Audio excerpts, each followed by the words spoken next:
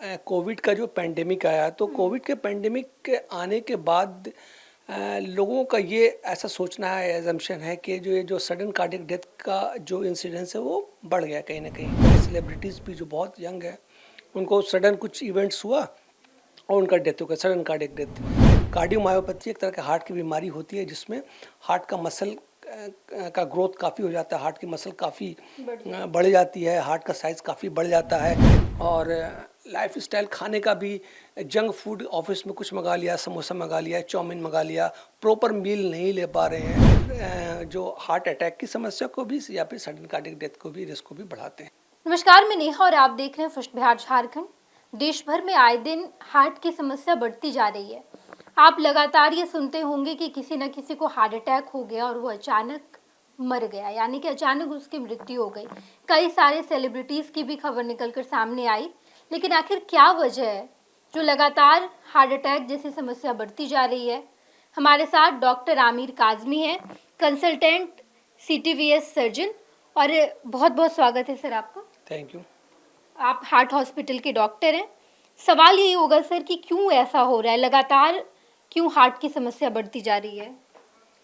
देखिए, अभी जो रिसेंटली बहुत से लोगों का कंसर्न ये भी रहा है कि ऐसा क्यों दिख रहा है कि बहुत सारे यंगस्टर में भी खासकर देखा गया है कि सडन डेथ हो गया। पहले हम नहीं सुनते थे कि यंगस्टर्स को भी ऐसा हो रहा है, लेकिन अब तो देख रहे हैं बच्चों को, यंग जनरेशन को भी ऐसा हो रहा है। हाँ, तो ये इसका जैसे रिसेंटली या कुछ सालों में ऐसा बोलेंगे, हम कह सकते हैं कि उन लोगों में देखा गया है कि खासकर हाँ, अभी कुछ महीनों या सालों पहले की बात है कि बहुत सारे सेलिब्रिटीज़ भी जो बहुत यंग है उनको सडन कुछ इवेंट्स हुआ और उनका डेथ हो गया, सडन कार्डियक डेथ। तो इसका रीज़न क्या है ये तो अभी तो ये एक तरह का स्पेकुलेशन है, ये कहना मुश्किल है कि रीज़न क्या हो सकता है, लेकिन कहीं ना कहीं लोगों के दिमाग में ये सब बातें भी चल रही है कि कोविड का भी पेंडेमिक आया था। हाँ, ये भी बड़ा कंफ्यूजन है। लोग को ऐसा लगता है कोई भी बीमारी हो रही है तो शायद इसका रिलेशन कहीं ना कहीं कोविड के वैक्सीनेशन से, वैक्सीन हमने लिया, इम्यून सिस्टम कमजोर हो गया, या फिर हार्ट की समस्या भी उसी से हो रही है। तो ये ऐसा है कि जैसे कोविड का जो पेंडेमिक आया तो कोविड के पेंडेमिक के आने के बाद लोगों का ये ऐसा सोचना है, एजम्पशन है कि जो ये जो सडन कार्डियक डेथ का जो इंसिडेंस है वो बढ़ गया कहीं ना कहीं, पहले से बढ़ा है। तो इसका क्या रीज़न हो सकता है? बहुत से लोगों का ये सोचना है कि उन लोगों ने कोविड का जो वैक्सीन लिया है वो वैक्सीन का कहीं आफ्टर इफेक्ट तो नहीं है, वैक्सीन की वजह से वैक्सीन का कोई कॉम्प्लिकेशन, रिमोट या साइड इफेक्ट या कॉम्प्लिकेशन तो नहीं है। ये कहना थोड़ा मुश्किल है क्योंकि जब तक कि कोई इस तरह की स्टडी नहीं आ जाए जो लॉन्ग टर्म में जिन्होंने वैक्सीन रिसीव किया है उसमें इवेंट्स को वो देखें, या उनका जो खासकर जिन लोगों में डेथ हुआ उनका अगर रिट्रोस्पेक्टिव स्टडी किया जाए कि काउस क्या रहा है डेथ का, उन्होंने वैक्सीन लिया है या कोविड उनको हुआ या नहीं, तो इसके बाद ही हम लोग कह सकते हैं। लेकिन फिर भी एक जनरलाइज एक एजम्पशन ये है कि जो शुरू से जो सडन कार्डियक डेथ का काउज रहा है अभी भी सेम है। जो चाहे ओल्ड एज में पेशेंट हो चाहे यंग एज में पेशेंट हो, अगर वो सडन कार्डियक डेथ के साथ प्रेजेंट करता है तो सबसे फर्स्ट जो पॉसिबिलिटी हमारे दिमाग में आती है वो हार्ट अटैक या फिर जिसको हम लोग मायोकार्डियल इन्फाक्शन बोलते हैं। जो मोस्ट कॉमन कॉज अभी भी यही माना जाता है इर्रेस्पेक्टिव ऑफ एज, चाहे वो ओल्ड एज में हुआ हो या यंग एज में, कि ये जो सडन कार्डियक डेथ होता है उसका मेन कॉज सर इसका मेन कॉज ये हार्ट अटैक का ही माना जाता है। कि बिल्कुल बिल्कुल डॉक्टर साहब, ये तो कॉज की बात हो गई, लेकिन अगर हार्ट अटैक जैसी समस्या हो गई है, हार्ट अटैक की परेशानी है उस व्यक्ति को, तो क्या क्या उसे करना चाहिए? क्या ऐसी एहतियात है जो उसे बरतनी चाहिए जिससे हार्ट अटैक का जो वो कम हो पाएगा, अचानक से हार्ट अटैक नहीं आएगा? देखिए, ये तो एक रीज़न हो गया, जैसे मैंने बताया कि हार्ट अटैक एक काउज है सडन कार्डियक डेथ का। उसके अलावा भी बहुत सारे काउजेज़ होते हैं जो यंग एज में एक बैग सडन डेथ के साथ लोग प्रेजेंट करते हैं। उसका काउजेज़ अदर काउजेज़ भी हैं, लेकिन वो काउजेज़ रिमोट काउजेज़ हैं, उनका बहुत कॉमन नहीं है, लेकिन फिर भी उसको जानना ज़रूरी है। जैसे एक तरह की कार्डियोमायोपैथी एक तरह की हार्ट की बीमारी होती है जिसमें हार्ट का मसल का ग्रोथ काफ़ी हो जाता है, हार्ट की मसल काफ़ी बढ़ जाती है, हार्ट का साइज़ काफ़ी बढ़ जाता है। ऐसे पेशेंट में देखा गया है जैसे कि कार्डियक एरिथमिया या हार्ट का रिद्म का गड़बड़ हो जाने की वजह से सडन डेथ का इंसिडेंस रिपोर्ट किया गया है। और ये जो मेडिकल टर्म है इसको हाइपरट्रॉपिक ऑब्स्ट्रक्टिव कार्डियोमायोपैथी या एचओसीएम बोलते हैं, जिसमें जैसे मैंने बताया कि हार्ट का मसल का बहुत ज़्यादा ग्रो कर देना, जिसकी वजह से जो मेन हार्ट की मेन आर्टरीज होती है जिसको एओर्टा बोलते हैं, उससे ब्लड पूरी तरह से निकल नहीं पाता है, उसका कहीं ना कहीं एक डायनामिक ऑब्स्ट्रक्शन होता है। इसके अलावा बहुत फेमिलियल एक डिजीज़ होती है जिसको बोलते हैं डायलेटेड कार्डियोमायोपैथी, जिसमें हार्ट का साइज काफ़ी बड़ा हो जाता है, हार्ट डायलेटेड हो जाता है, हार्ट की मसल वीक हो जाती है। ऐसे भी देखा गया कि ऐसे लोगों में जो कार्डियक एरिथमिया का इंसिडेंस बहुत देखा गया है। तो ये इसके अलावा एक जो सडन कार्डियक डेथ का काउज माना जाता है कि मायोकार्डाइटिस, यानी कि जो किसी वजह से हार्ट की मसल में वायरल इन्फेक्शन हो गया जिसको बोलते हैं मायोकार्डाइटिस, उसके बाद जो होता है ये जो हार्ट में स्वेलिंग हो जाती है और एरिथमिया के रिस्क बढ़ जाते हैं।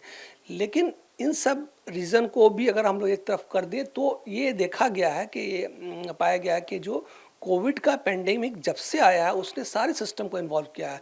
मेनली प्रीडोमिनेंटली जो होता है कोविड जो लंग्स को इन्वॉल्व करता है, कोविड इन्फेक्शन ने लंग को इन्वॉल्व किया। इसके साथ साथ एसोसिएटेड ब्रेन का भी देखा गया कि ब्रेन का भी कॉम्प्लिकेशन जैसे डिमेंशिया या फिर स्ट्रोक वगैरह का इंसिडेंस बहुत ज़्यादा बढ़ गया।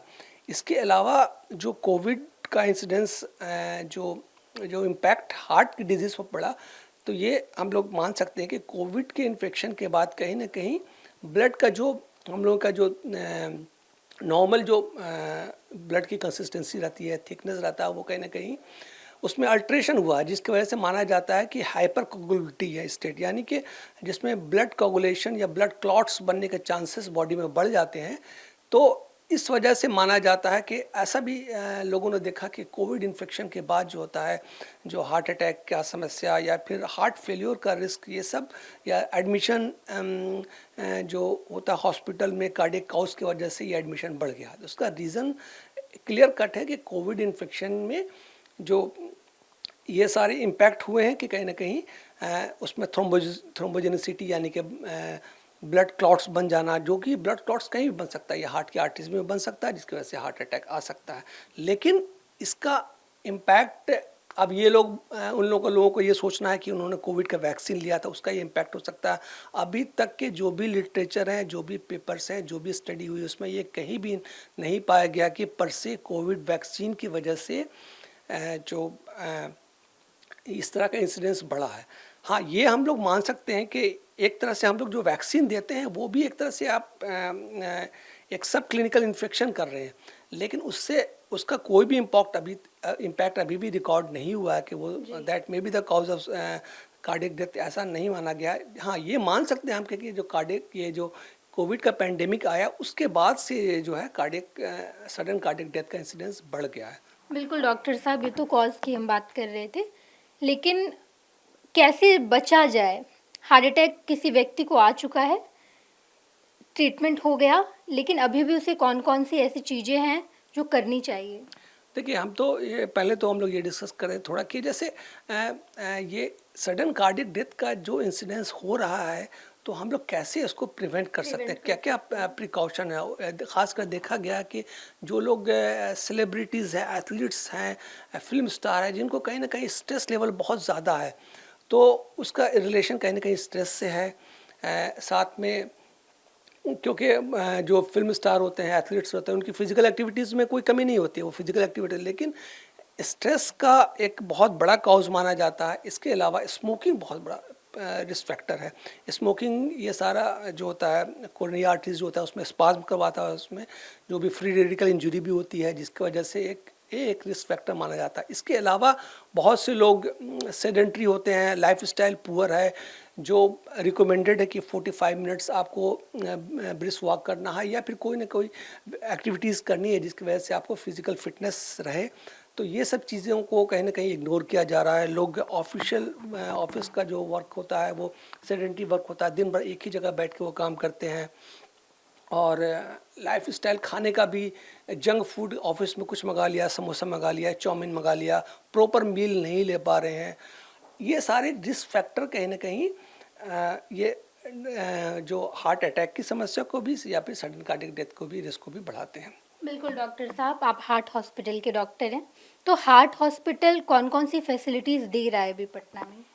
देखिए, हार्ट हॉस्पिटल एपेक्स सेंटर माना जाता है जो कार्डियक केयर के लिए, चाहे वो एंजियोप्लास्टी हो या फिर एंजियोग्राफी या फिर पेसमेकर इम्प्लांटेशन या फिर जो कार्डियक एरिथमिया की वजह से हम लोग जो आईसीडी इम्प्लांटेशन जो करते हैं, उसमें ये सारी चीज़ें facilities round the clock heart hospital में मौजूद है। इसके अलावा प्राइमरी एंजियोप्लास्टी की सुविधा, प्राइमरी एंजियोप्लास्टी ये होती है कि अगर कोई पेशेंट हार्ट अटैक के साथ इमरजेंसी में प्रेजेंट करता है तो स्टेंट हम लोग उसको थोड़ा स्टेबल करके उसको कैथ लैब में लेते हैं, एंजियोग्राफी करते हैं। अगर कल्प्रिट वेसल आइडेंटिफाई हो जाती है तो उसी टाइम में हम लोग उसको पीटीसी करके ओपन करते हैं। तो ये प्राइमरी एंजियोप्लास्टी है। प्राइमरी एंजियोप्लास्टी की भी सुविधा। इसके अलावा जो पेशेंट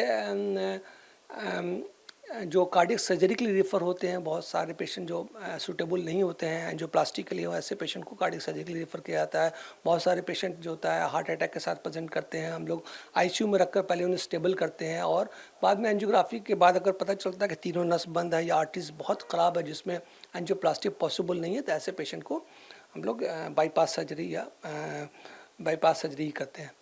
बिल्कुल डॉक्टर साहब, हार्ट हॉस्पिटल की हम बात कर रहे थे, लेकिन पटना में या बिहार की बात करें, खासकर राजधानी पटना में कई ऐसे सरकारी अस्पताल है, पीएमसीएच, एनएमसीएच, आईजीएमएस, ये तमाम अस्पताल, यहाँ पर क्या हार्ट की बीमारी की कोई अच्छी व्यवस्था है? क्या फैसिलिटीज़ है वहाँ पर? देखिए, ये तो ऐसा कुछ नया नहीं है। हार्ट की ये जो कार्डियक केयर है इन टर्म्स ऑफ द जैसे कार्डियोलॉजी विभाग हो गया या फिर कार्डियक सर्जरी का विभाग पहले से ही डेवलप है, ऐसा नहीं कि नहीं है। आईजीआईसी जैसे Indira Gandhi institute of cardiology है, पीएमसीएच का एक ब्रांच है कार्डियोलॉजी डिपार्टमेंट है, प्लस आईजीआईएमएस है। तो इसमें दोनों जगह प्रॉपर कार्डियोलॉजी या कार्डियक सर्जरी होती है। और अभी तो फ्रेश अपॉइंटमेंट भी हुआ है आईजीआईसी में बहुत सारे सर्जन्स का, कार्डियोलॉजिस्ट का। तो ऐसा नहीं कि डॉक्टर्स भी काफ़ी हैं, लेकिन एक बात हमें ये समझनी चाहिए कि जिस तरह से पेशेंट लोड है कार्डियोलॉजी डिपार्टमेंट में या सीटीवीएस ओपीडी में, उतने डॉक्टर्स का ऑपरेशन नहीं हो पाता है, नहीं उतने पेशेंट्स का को जो डॉक्टर्स ऑपरेट नहीं कर पाते हैं। तो ये एक थोड़ा लैकुना है, क्योंकि जिस तरह से पॉपुलेशन है, गवर्नमेंट को भी या चाहे डॉक्टर्स को भी उस हिसाब से कम ओटी का जो वॉल्यूम थोड़ा बढ़ाना होगा और तभी सारे पेशेंट जो होता है जो ओटी में रश या ओपीडी में जो रश है वो कुछ कम हो पाएगा। क्योंकि बहुत सारे पेशेंट तो बहुत वेटिंग होते हैं कार्डियक सर्जरी के लिए, जिन्हें ज़रूरत है अर्जेंट कार्डियक सर्जरी का, उनको डेट नहीं मिल पाता है या फिर एंजियोप्लास्टी के लिए। तो ऐसे कुछ पेशेंट तो अफोर्ड नहीं कर पाते हैं, कुछ जो अफोर्ड कर पाते हैं वो प्राइवेट हॉस्पिटल की तरफ रश करते हैं। बिल्कुल डॉक्टर साहब, लेकिन सरकार इस ओर क्या इनिशिएटिव ले ताकि देश भर में, खासकर बिहार में, ऐसी समस्या कम हो सके? गवर्नमेंट को अब ये करना चाहिए कि जो कार्डियोलॉजी या फिर सीटीवीएस डिपार्टमेंट उसको थोड़ा एक्सपैंड कर सकते हैं और अदर जो सुपर स्पेशलिस्ट डॉक्टर हैं जैसे कार्डियोलॉजी के डिपार्टमेंट में या फिर कार्डियक सर्जरी में उनको ज़्यादा लोगों को अपॉइंट करना।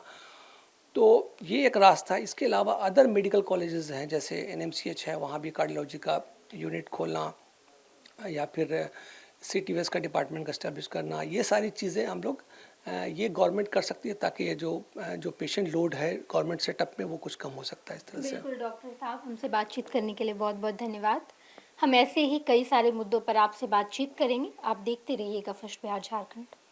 भारतीय जनता पार्टी का सदस्य बनने के लिए 8800002024 पर मिस्ड कॉल करें। निवेदक Bharatiya Janata party Bihar. Panorama group, जो सोचता है वो करता है। आपके अपने सपनों का आशियाना। पूर्णिया वापस जाएंगे। जॉब छोड़ दिया है? मतलब ये घर कैसे चलेगा? हम करेंगे क्या? और माँ बाबूजी क्या बोलेंगे? इसलिए मैं एक और मिठाई का डब्बा लाया। अपने बिजनेस के लिए लोन अप्रूव हो गया। अरे लोन अप्रूव हो गया वो तो ठीक है, लेकिन पूर्णिया में हम रहेंगे कहाँ? अपना घर भी तो नहीं है वहाँ। इसलिए तो एक और मिठाई का डब्बा अलग से लाया हूँ। हमने पूर्णिया में घर ले लिया है, पूर्णिया के ई होम्स पैनोरमा में। पूर्णिया में पैनोरमा ग्रुप लेकर आए हैं ई होम्स पैनोरामा, बड़ा घर, आलीशान जिंदगी और अत्याधुनिक सुविधाओं के संग। अरे अरे, अब क्यों मुंह मीठा करवा रही हो? क्योंकि हम घर वापसी जो कर रहे हैं। घर वापसी की खुशी पूर्णिया में ई होम्स पैनोरामा के संग। ई homes panorama, luxurious lifestyle redefined.